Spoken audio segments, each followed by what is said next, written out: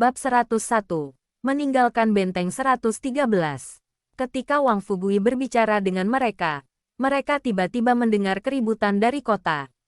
Wang Fugui dengan penasaran berjalan keluar dari sekolah dan berkata, "Apa gempar kali ini?" Tiba-tiba, dia merasa ada sesuatu yang salah. Lalu dia melihat langit berubah suram. Asap abu-abu di udara tidak berubah dari terang menjadi gelap. Sebaliknya, itu berubah menjadi kuning kusam yang aneh, dan angin pun semakin kuat. Semua pengungsi di kota membawa barang-barang berharga mereka dan berlari ke jalan. Beberapa dari mereka bahkan berpegangan pada gubuk mereka dan mencoba menstabilkan mereka jika angin menerpa mereka. Pada saat ini, seseorang dari luar kota berlari berteriak, "Saya pikir gunung berapi di pegunungan Jing telah meletus." Seluruh langit di atas pegunungan Jing dipenuhi dengan asap. Petik 2. Administrator kota menatapnya dan berkata, "Untuk apa Anda panik? Apa hubungannya gunung berapi di pegunungan Jing dengan kita? Kami sangat jauh dari itu. Dari mana Anda kembali?" Petik 2. "Aku baru saja kembali dari tambang batu bara." Orang itu berkata, "Manajer pabrik membuatku kembali untuk melapor ke benteng tentang apa yang terjadi di pegunungan Jing. Saya seorang petugas keamanan di tambang." Petik 2. "Baiklah. Pergi dan lakukan apa yang perlu kamu lakukan," bentak administrator kota. "Semua orang, berhati-hatilah dan perhatikan. Kembalilah ke gubukmu setelah gempa berakhir." Petik 2. Hanya Yan Liu Yuan yang berpikir ada yang salah dengan kata-kata itu. Itu karena burung-burung di langit semuanya terbang ke selatan, dan serangga-serangga di tanah juga merangkak keluar. Mungkinkah gunung berapi sejauh ini memiliki begitu banyak kekuatan? Yan Liu Yuan merasakan sesuatu yang lebih mengerikan akan terjadi setelah ini. Ada sungai yang mengalir melalui Stronghold 113. Tetapi tidak ada yang pernah menggali kemana sumber sungai ini dan di mana itu berakhir. Orang-orang penting di benteng telah mendirikan beberapa pagar besi di sungai untuk mencegah setiap pengungsi menyelinap ke benteng. Bahkan, para pengungsi melakukannya di masa lalu. Tetapi pada saat ini, orang-orang di benteng juga panik karena gempa bumi. Akibatnya, tidak ada yang memperhatikan bahwa pagar di sungai telah dirobohkan oleh sesuatu di sungai. Benda aneh itu terus berenang ke arah kota, dan ikan-ikan di sungai semua khawatir ketika mereka berenang ke arah yang berlawanan. Seolah-olah mereka menunjukkan rasa takut naluriah. Pada saat ini, banyak orang dari luar kota berlari kembali. Semua orang bertanya-tanya, "Bukankah kalian semua bekerja di tambang batu bara? Kenapa kalian semua kembali?" Petik 2. Orang-orang yang kembali berteriak, "Pintu masuk ke tambang telah runtuh." Ada juga banyak serangga aneh yang berlari dari pegunungan Jing dengan wajah orang-orang di kulit belakang mereka. Mereka bahkan memakan orang. Petik 2. Semua orang tercengang. Pernah ada epidemi serangga yang terjadi di dunia ini. Tetapi itu dihentikan dengan sangat cepat oleh manusia. Tetapi bagi orang-orang di era ini, mereka hanya mendengar epidemi serangga tetapi tidak melihatnya sendiri. Apakah sejarah akan terulang kembali? Tiba-tiba, Yan Liu Yuan mendengar seseorang melompat ke halaman di belakang mereka. Dia berbalik dan terkejut melihat Ren Xiaosu. Ren Xiaosu memberi isyarat agar mereka tidak berbicara dan berbisik. "Cepat, kemasi barang-barang kami." Meskipun Yan Liu Yuan dan Xiao Yu tidak tahu apa yang sedang terjadi, mereka melakukan apa yang diperintahkan oleh Ren Xiaosu. Yan Liu Yuan memutuskan bahwa sesuatu pasti telah terjadi yang membuat Ren Xiaosu kembali ke sini untuk membawa mereka keluar dari benteng 113. Setelah tinggal di sini selama bertahun-tahun, apakah mereka akhirnya akan meninggalkan tempat ini? Namun, Yan Liu Yuan tidak terlalu peduli dengan ini.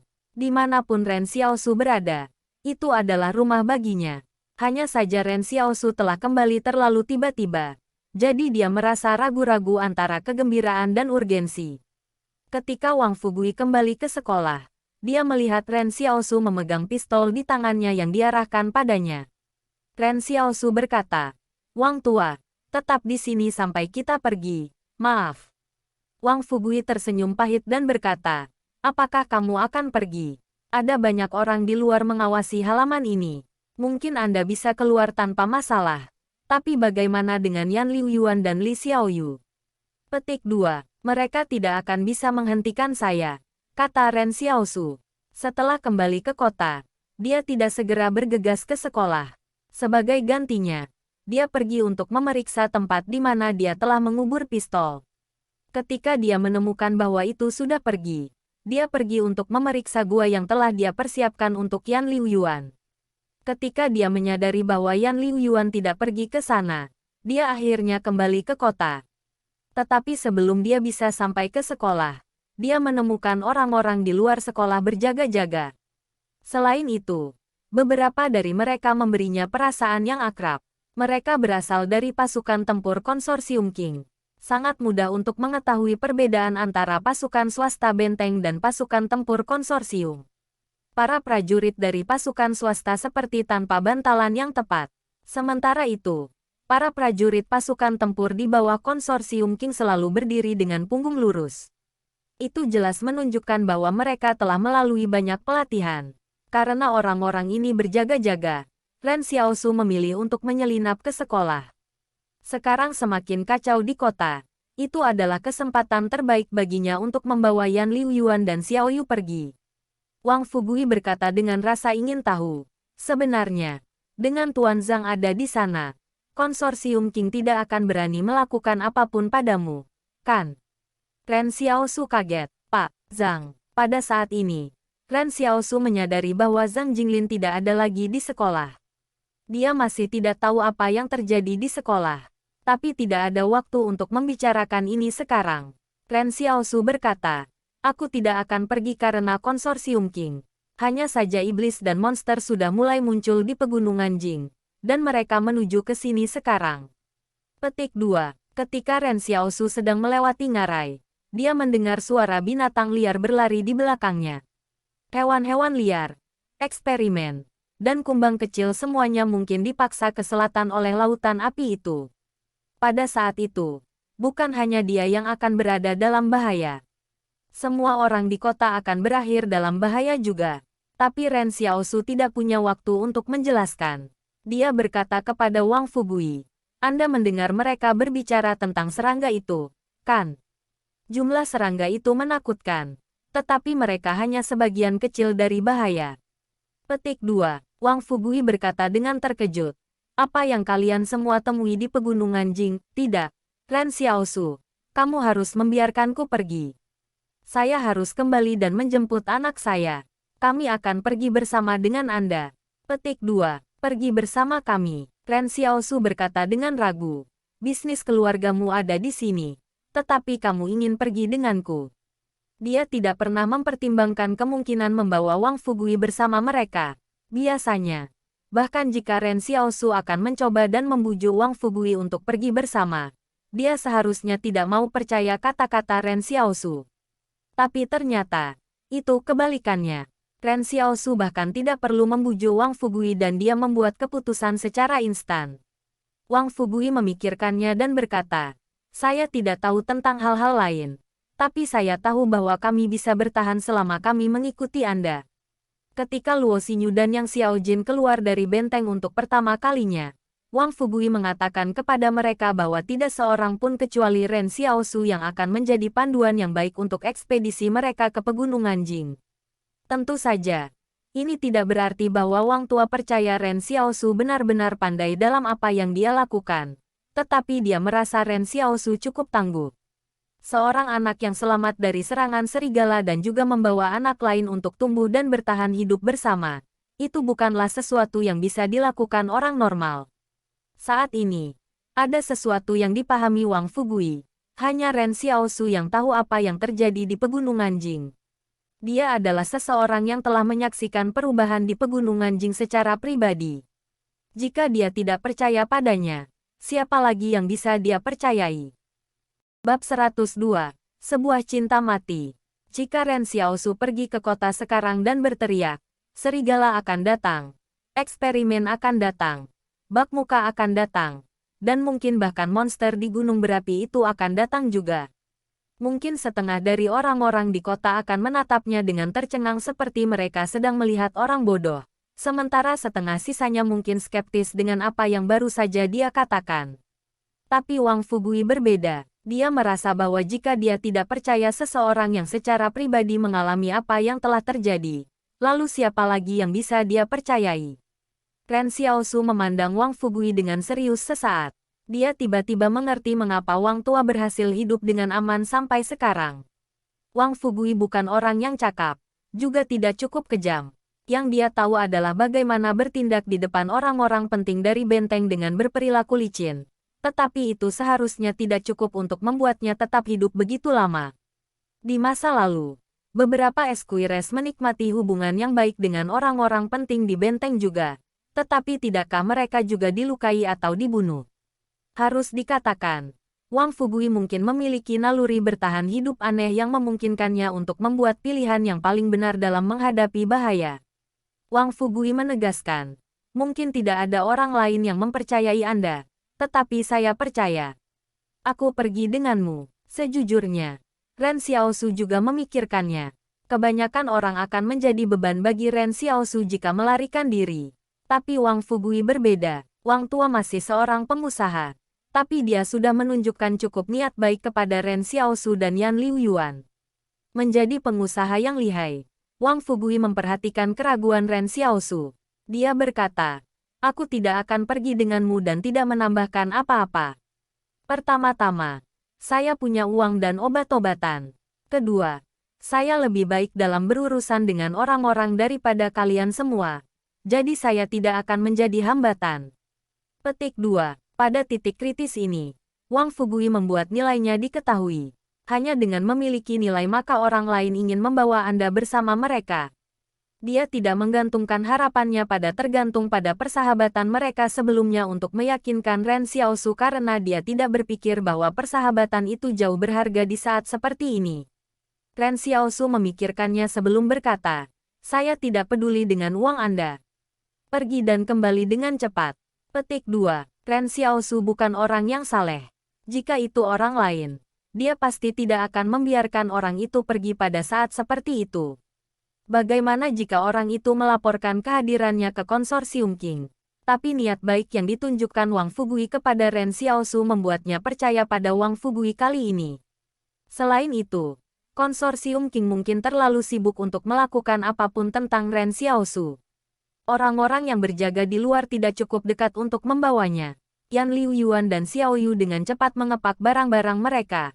Yan Liuyuan menyerahkan koin tembaga kepada Ren Xiaosu dan berkata, Mer. Zhang berkata bahwa jika kita tidak punya tempat tersisa untuk pergi, kita bisa menuju ke perbatasan utara untuk mencarinya. Tetapi jika kita masih memiliki kesempatan untuk bertahan hidup di tempat lain, jangan pergi ke sana. Dia mengatakan bahwa perbatasan utara adalah tempat yang sangat sulit untuk ditinggali. Petik 2. Ren Xiaosu melihat koin itu dan bertanya, apa yang terjadi di sini? Yan Liuyuan melanjutkan untuk menceritakan kejadian malam itu, termasuk sikap Luolan terhadap Zhang Jinglin dan juga beberapa hal yang dikatakan Zhang Jinglin. Dia menyimpulkan, Paman Fugui juga satu-satunya yang membela kita malam itu. Oke, saya mengerti. Ren Xiaosu bertanya lagi, apakah Zhang menyebutkan identitasnya? Tidak, Yan Liuyuan menggelengkan kepalanya. Aku tidak tahu siapa identitasnya. Dan dia juga tidak menjawab ketika aku bertanya. Tapi satu hal yang pasti, dia jelas orang yang penting di Stronghold 178. Petik 2. Mehem. Ren Xiaosu berkata, jika kita benar-benar tidak punya tempat untuk berpaling, kita akan pergi mencarinya di perbatasan utara. Xiao Yu berkata, barang-barang kami penuh sesak. Sebenarnya tidak banyak yang bisa dibawa. Petik 2. Ren Xiaosu melihat bahwa Xiao Yu dan Yan Liuyuan pada dasarnya hanya membawa bahan makanan. Bahkan kubis yang ditanam oleh Zhang Jinglin di halaman belakang sekolah telah diambil. Mereka sangat mirip dengannya. Sangat praktis. Bawa roti dan roti jagung. Ren Xiaosu berkata, tapi kubis tidak perlu. Kita selalu bisa memetik sayuran liar saat kita melarikan diri. Ada apa di dalam tas itu? Petik 2. Daging asap. Sister Xiao Yu berkata, Anda tidak membawa makanan kering bersamamu saat terakhir kali Anda pergi. Jadi saya pikir saya akan membuat beberapa daging asap untuk disimpan kapanpun Anda perlu keluar lagi. Mehem. Ren Xiaosu tinggal diam sebentar. Terima kasih, Kakak Xiao Yu. Ini sangat berguna. Petik 2. Bro, Yan Liuyuan menatap Ren Xiaosu dan bertanya, apakah ini benar-benar berbahaya kali ini? Orang-orang di benteng bisa bergantung pada dinding untuk menjaga mereka tetap aman. Tetapi penduduk kota tidak bisa membela diri melawan makhluk-makhluk itu. Bahkan tidak akan ada tempat bagi mereka untuk bersembunyi. Ren Xiaosu berkata, sebenarnya, hal terbaik yang harus dilakukan sekarang adalah membuka benteng untuk semua orang sehingga mereka bisa masuk. Tapi saya ragu mereka yang ada di benteng akan memungkinkan itu terjadi. Petik 2. Kalau begitu mari kita tunggu Paman Fugui kembali sebelum kita pergi. Kita bisa menuju barat daya ke tempat Stronghold 109 berada, kata Yan Liuyuan. Ren Xiaosu menaksir Yan Liuyuan dan berkata sambil tertawa, kamu terlihat sangat tampan dengan wajahmu bersih. Sepertinya Anda salah satu dari mereka di benteng. Petik 2. Hehe, Yan Liuyuan menyeringai. Wajah kedua saudara ini selalu kotor. Tetapi sejak Yan Liuyuan menderita demam selama beberapa waktu, Xiao Yu membantunya membersihkan wajahnya. Tiba-tiba, kota menjadi gempar. Tapi kali ini, itu bukan suara orang-orang yang menonton keributan tetapi suara tangisan oleh banyak orang. Seluruh kota telah turun ke kekacauan. Ren Xiaosu berjalan keluar dari pintu masuk sekolah. Para prajurit yang berjaga-jaga segera meraih senjata mereka ketika mereka melihat Ren Xiaosu. Mereka terganggu oleh kejadian di kota. Jadi mereka tidak berharap melihat Ren Xiaosu berjalan keluar dari dalam. Tetapi sebelum mereka bahkan bisa menarik senjata mereka, Ren Xiaosu membuat langkah pertama. Dia mulai menembak ketika dia berjalan keluar.